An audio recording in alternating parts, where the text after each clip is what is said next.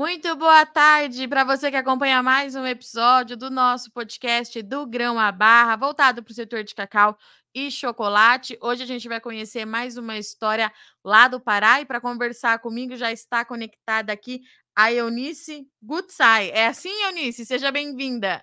Muito obrigada pelo convite. É um prazer estar aqui com vocês e contar um pouco da nossa história.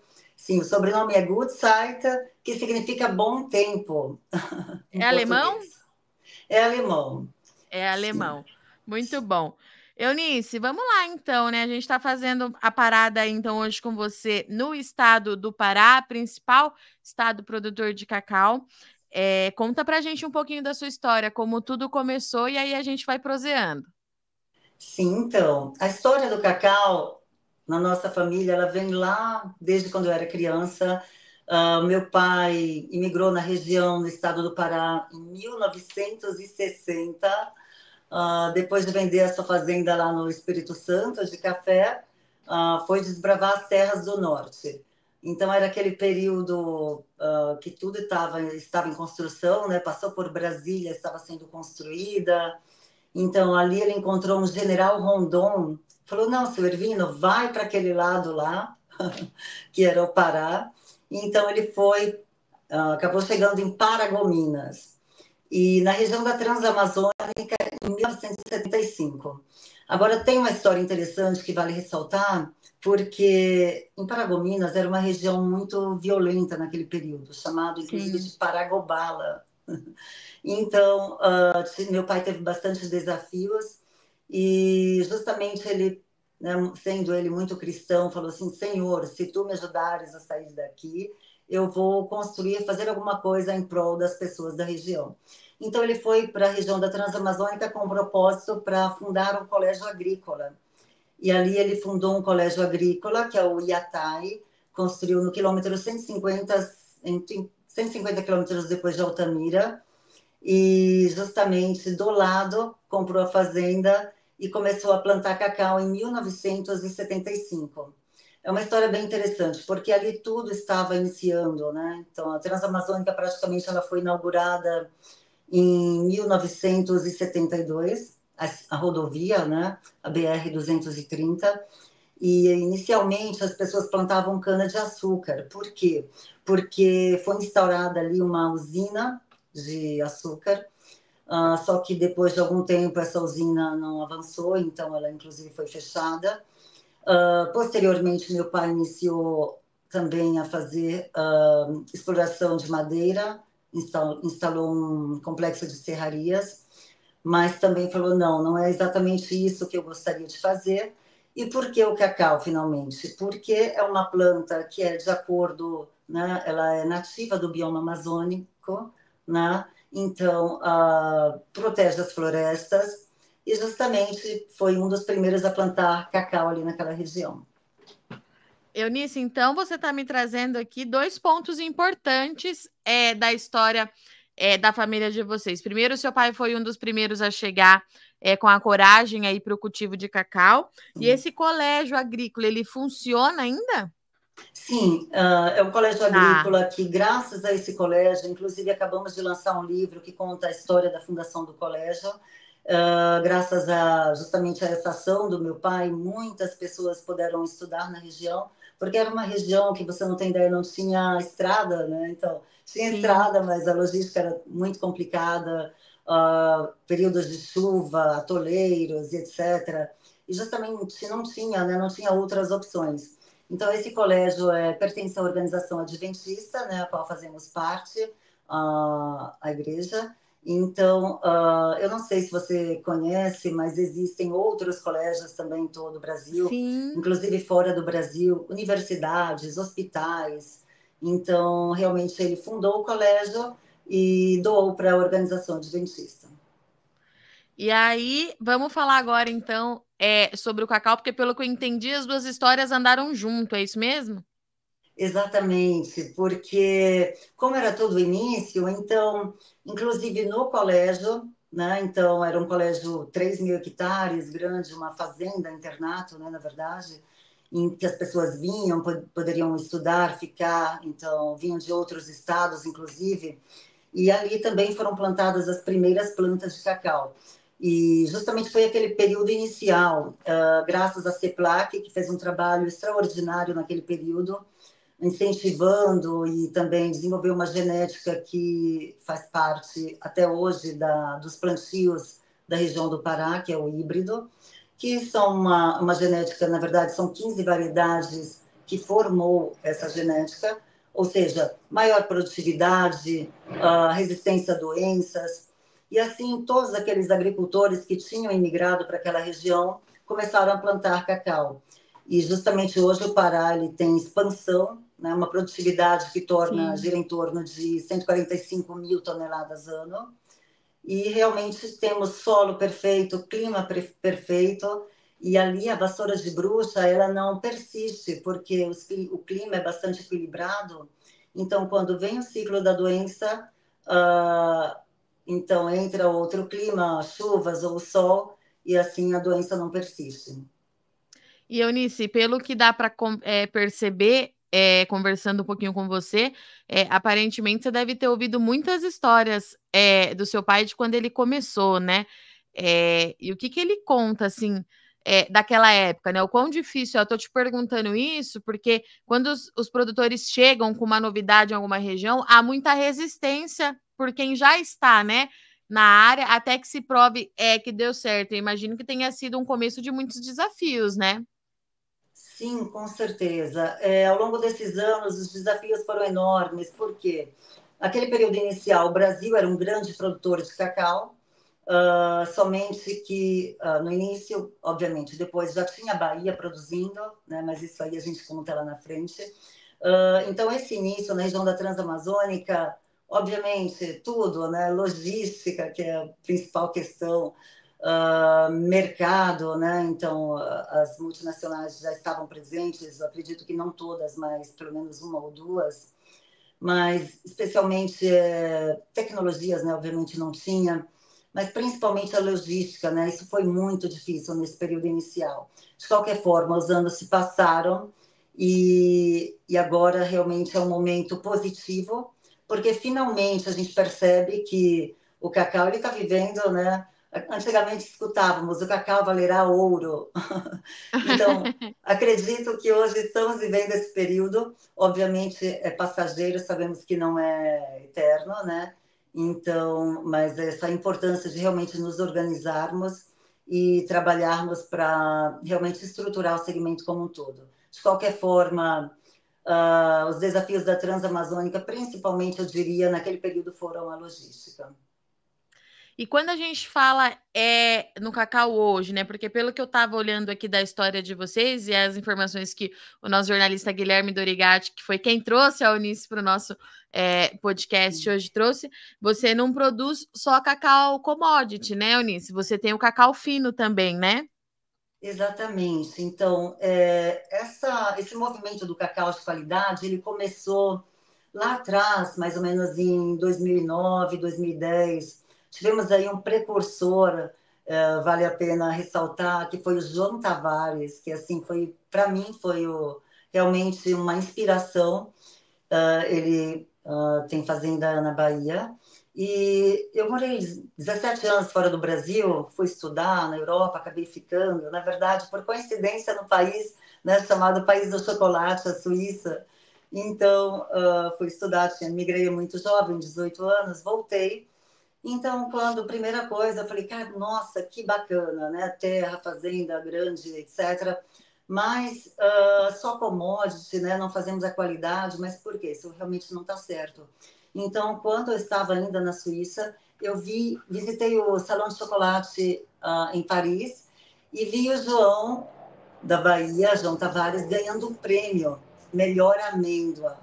Eu falei, nossa, que lindo, que maravilha. Então, realmente começamos a trabalhar. Na verdade, demorou um pouquinho, mas foi lá em 2019. Ficamos entre o primeiro e o segundo lugar melhor amêndoa do Brasil e participamos também do Cocoa Awards, ficando entre as melhores do mundo. E a partir daí começamos a exportar.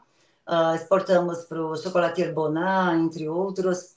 Mas depois percebemos porque o cacau de qualidade ele requer toda uma metodologia, né? frutos selecionados, fermentação de 5 a 7 dias, secagem lenta. Então, quando você faz um lote, digamos, 5 toneladas, 10 toneladas, ok.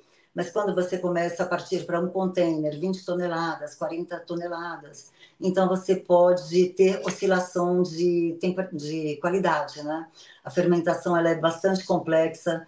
Então, colocamos o pé no freio e falamos, não, vamos trabalhar na infraestrutura. E atualmente é justamente um projeto que estamos dando andamento, inclusive meu sobrinho está à frente desse projeto e investindo numa automação, numa melhor automação, porque não tem como automatizar tudo, né? O cacau, ele é manual, ele é comunitário, então ele precisa da mão de obra, mas de uma forma geral, esperamos restartar nessa exportação em breve também. E Eunice, você foi para fora para trabalhar também com chocolate ou foi uma coincidência sua passagem por Paris? Então, a ida foi para estudar. Eu já fazia faculdade segundo ano em São Paulo, mas como os nossos avós são alemães e justamente vieram como missionários, inclusive, para o Brasil lá em 1895, então tinha aquela vontade, né, de voltar às raízes. Então, escolhi a Suíça porque fica no meio da Europa. É um país, na verdade, a Suíça é um pequeno paraíso, né, digamos. Mas, e aí fui para estudar, gostaria de estudar uma escola que tem em Lausanne, na verdade, que é Hotelier. Na verdade, não concluí essa escola, mas acabei fazendo a escola comercial e economia, e acabei casando, né, se passaram 17 anos, e 10 anos atrás, o tempo está passando muito rápido, já voltei, e aí realmente voltamos para a fazenda, né, para a região da Transamazônica, e aí justamente onde começou todo esse processo de evolução, né, de qualidade, etc., com o cacau. E pelo que você tá me contando, as outras gerações da família estão envolvidas nisso, então também esse legado vai continuar. Com certeza, a família inteira, nós somos cacauicultores. Temos 2 irmãos mais velhos que tiveram suas fazendas quando jovens. Nessa fazenda estamos minha irmã Elci, Elton, meu sobrinho, meus pais, meu pai ainda que está vivo, com 92 anos, guerreiro, forte, minha mãe também, 86, e somos todos cacauicultores. Meu pai, assim, sempre visionário, né? Ultimamente a idade está se fazendo sentir, mas ele sempre, minha filha, está avançando com os projetos? quero plantar mais cacau. Quanto de área você já tem? Então, ele realmente é incrível. E dar continuidade nesse legado da família, para mim é realmente um grande prazer, porque eu, inclusive, gosto de comentar com a fundação da Associação Nacional, inclusive, realmente estava faltando essa organização. Então, realmente, para mim, virou uma missão. Realmente, pelo meu pai, pelo sacrifício de vida, por todos esses cacauicultores da região da Transamazônica, porque tivemos momentos, assim, realmente difíceis. Tivemos anos de queda de preço, cacau super desvalorizado, sem políticas públicas, realmente, mas muito, muito, muito difícil. Então, assim, eu acho que os cacauicultores de verdade, assim, merecem um prêmio, porque são guerreiros, persistiram, não abandonaram suas propriedades, e hoje realmente é um momento de ascensão, e assim, mas muito importante também essa consciência, né, de realmente organizar, porque estamos no início ainda. E Eunice, como é que você enxerga esse atual momento, né? Você já até mencionou antes na sua fala que o cacau valendo ouro, a gente tem um problema global de abastecimento muito grande, tem o Brasil avançando de alguma forma, e enfim, oportunidade do produtor conseguir fazer de fato dinheiro, aquele produtor que se manteve na atividade, né? Como você mesmo disse, ele começa a vislumbrar aí um futuro mais promissor, mas de modo geral, como é que você tem visto esse momento para o mercado do cacau? Sim, é um momento realmente único, né? Então, as causas não é assim, apareceu, né? O cacau disparou, como hoje não é por isso. Sim. Justamente porque precisamos entender, né? Fazer essa análise mais profunda. A África, que é o grande produtor mundial, têm as suas plantações antigas, né, que estão sofrendo bastante com a mudança climática, também incidência de pragas e doenças. Então, isso teve a grande influência para que a produção lá diminuísse. Né? O Brasil, até então, inclusive, ainda importa cacau. Estamos quase chegando na autossuficiência, obviamente depende do ano, anos somos autossuficientes, tem anos que realmente precisa se importar, mas ao longo desses anos a cacauicultura cresceu em expansão, mas de forma bastante limitada, tanto porque o cacau oscilava bastante o preço, então investir na cacauicultura, a falta de tecnologia, realmente isso reprimia, né, o avanço. De qualquer forma, esse momento é realmente fantástico, porque hoje temos aí, 2 anos atrás, vendemos cacau a R$10 o quilo. Hoje estamos a R$58 o quilo. Antes de ontem, R$61 o quilo.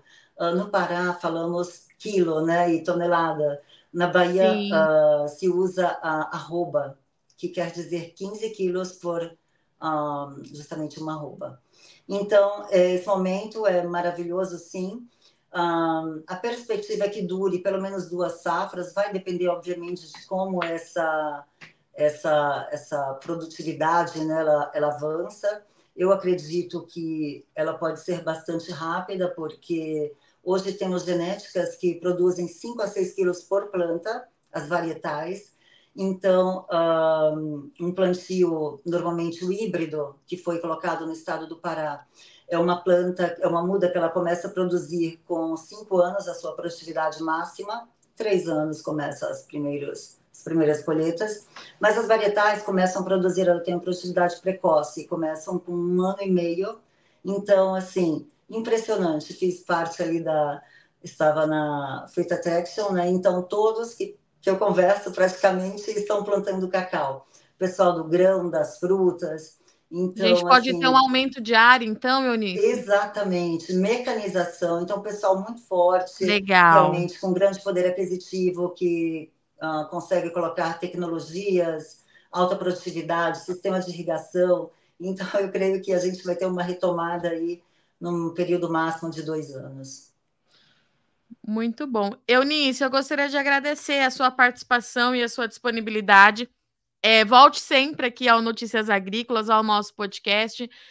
Estamos de portas abertas e conforme você for vendo essas coisas acontecerem, vai nos avisando que a gente tem muito interesse em continuar acompanhando vocês por aí. Muito obrigada, viu? Sim, eu gostaria de deixar Claro. justamente uma última fala aqui para nossos produtores, para todos os cacauicultores do Brasil, para que Perfeito. justamente se unam à NPC neste momento, que é um momento assim crucial, né, aproveitando esse preço, né, o momento de realmente fazer, colocar, organizar as propriedades, as plantações, mas sobretudo estruturar o segmento como um todo. Então, por favor, se unam à ANPC, a Associação Nacional dos Produtores de Cacau, para que juntos possamos realmente trazer as políticas públicas, trazer soluções, tecnologias e estruturar o segmento como um todo, porque realmente, afinal, gente, cacau e quem produz essa fruta que traz tantos benefícios para a nossa saúde, flavonoides, polifenóis, antioxidantes, realmente, né, muito importante. Então, assim, para que realmente possamos tornar a cacauicultura sustentável, não somente na teoria, mas de fato na prática. Obrigada. Muito obrigada, Eunice. Até a Obrigada a próxima. vocês, foi um prazer estar aqui com vocês. Portanto, então, estivemos aqui com a Eunice, que contou um pouquinho da história da sua família e também as perspectivas para a produção e mercado do cacau no longo prazo. A gente está vivendo um momento, épico para a produção. Quando a gente fala em preço, é hora de arrumar a casa. E a gente aqui no podcast continua buscando aí as principais informações para te ajudar na tomada de decisão e principalmente para ajudar com que o produtor, de fato, avance com o cacau no Brasil. Eu sou Virginia Alves, agradeço muito sua audiência e companhia e até semana que vem.